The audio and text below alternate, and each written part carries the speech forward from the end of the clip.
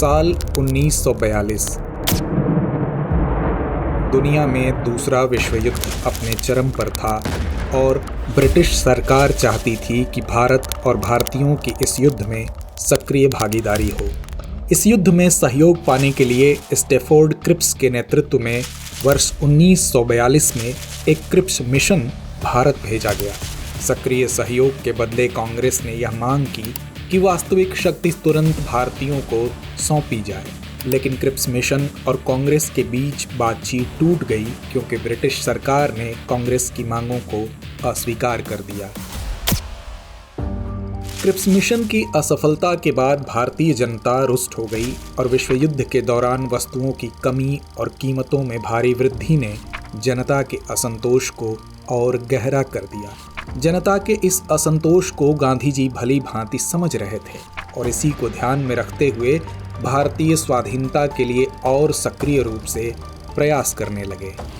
इसी क्रम में गांधी जी ने एक प्रस्ताव तैयार किया जिसमें अंग्रेजों से तुरंत भारत छोड़ने तथा जापानी आक्रमण होने पर भारतीयों से अहिंसक असहयोग का आह्वान किया गया। परिणाम स्वरूप कांग्रेस कार्य समिति ने 14 जुलाई 1942 को वर्धा में अपनी बैठक बुलाई, जिसमें गांधी जी के संघर्ष के निर्णय को स्वीकृति दे दी गई। जिसके बाद महात्मा गांधी ने 8 अगस्त 1942 को मुंबई के ग्वालिया टैंक मैदान में ऐतिहासिक भारत छोड़ो आंदोलन की शुरुआत की, जिसे अगस्त क्रांति के नाम से भी जाना जाता है। यह भारतीय स्वतंत्रता संग्राम की आखिरी लड़ाई थी जिसने ब्रिटिश साम्राज्य की नींव को हिला कर रख दिया। इस आंदोलन में विभिन्न वर्गों को गांधी जी द्वारा निर्देश दिए गए, जिनकी घोषणा ग्वालिया टैंक में ही कर दी गई। जैसे सरकारी सेवक नौकरी न छोड़ें परंतु कांग्रेस के प्रति अपनी निष्ठा की घोषणा कर दें, सैनिक अपने देशवासियों पर गोली चलाने से इनकार कर दें, छात्र पढ़ाई तभी छोड़ें जब आज़ादी हासिल होने तक अपने इस निर्णय पर अटल रह सकें।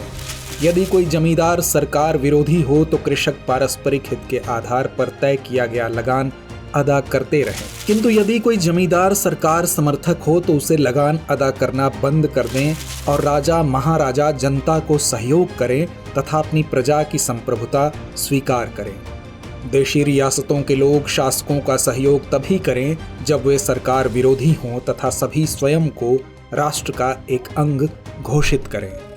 इसी अवसर पर गांधी जी ने अपने भाषण के दौरान लोगों से कहा कि एक छोटा सा मंत्र मैं आपको देता हूं जिसे आप अपने हृदय में अंकित कर सकते हैं और प्रत्येक सांस में व्यक्त कर सकते हैं। यह मंत्र है करो या मरो, अर्थात या तो हम भारत को आज़ाद कराएंगे या इस प्रयास में अपनी जान दे देंगे, अपनी गुलामी का स्थायित्व देखने के लिए जिंदा नहीं रहेंगे। उन्होंने कहा हमारी मांग है भारत की पूर्ण स्वतंत्रता। यह भाषण आग की तरह पूरे देश में फैल गया और हरेक भारतीय के दिल में आज़ादी की लौ जल उठी।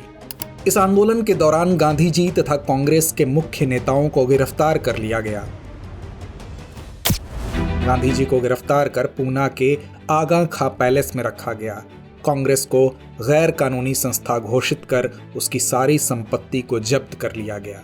साथ ही कांग्रेस कार्यकारिणी के अन्य सदस्यों को गिरफ्तार कर अहमदनगर जेल में रखा गया। डॉक्टर राजेंद्र प्रसाद को पटना बांकीपुर जेल में नजरबंद कर दिया गया। जयप्रकाश नारायण को गिरफ्तार कर हजारीबाग सेंट्रल जेल में रखा गया, जो बाद में जेल की दीवार फांद कर फरार हो गए, तथा आज़ाद दस्ता भूमिगत कार्रवाई नामक दल का गठन किया एवं भूमिगत होकर आंदोलन चलाते रहे।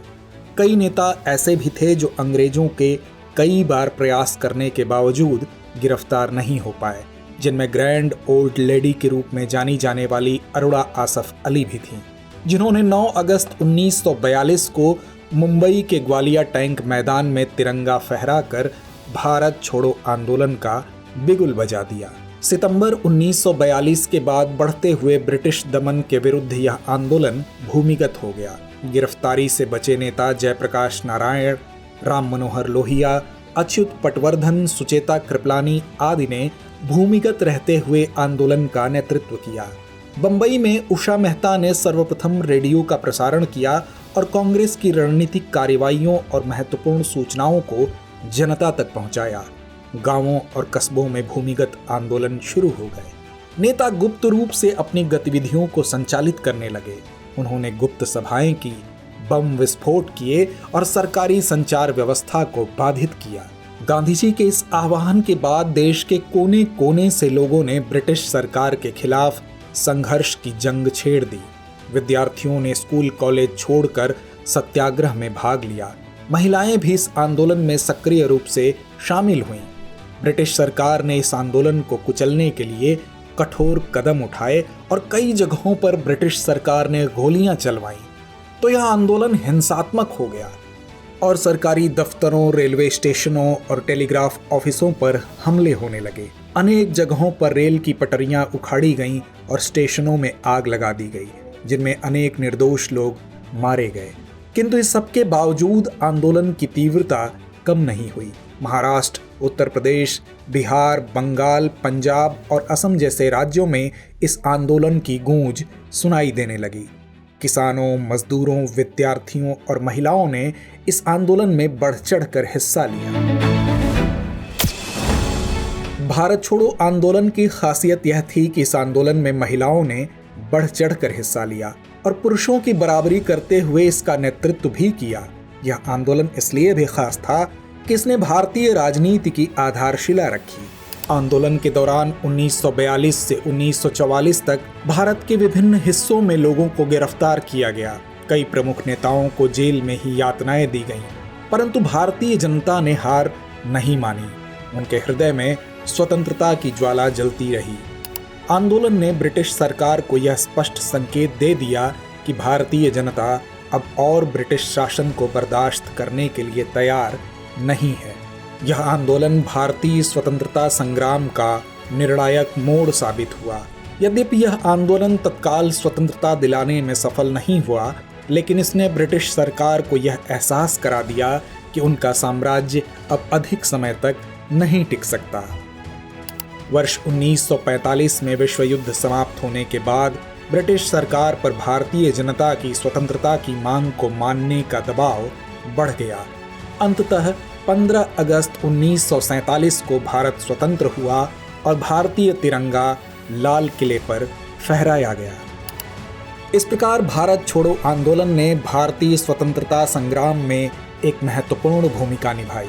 यह आंदोलन भारतीय जनता की अटूट इच्छा शक्ति और उनके साहस का प्रतीक है। भारत छोड़ो आंदोलन ने भारतीय स्वतंत्रता संग्राम इतिहास में एक अमिट छाप छोड़ी है, जिसे कभी भी भुलाया नहीं जा सकता। यह हमारी आज़ादी की लड़ाई का एक ऐसा अध्याय है जिसमें वीर सपूतों और कई देशवासियों ने अपने प्राणों की आहुति दी, जो हमें हमेशा सभी के बलिदानों की याद दिलाता रहेगा।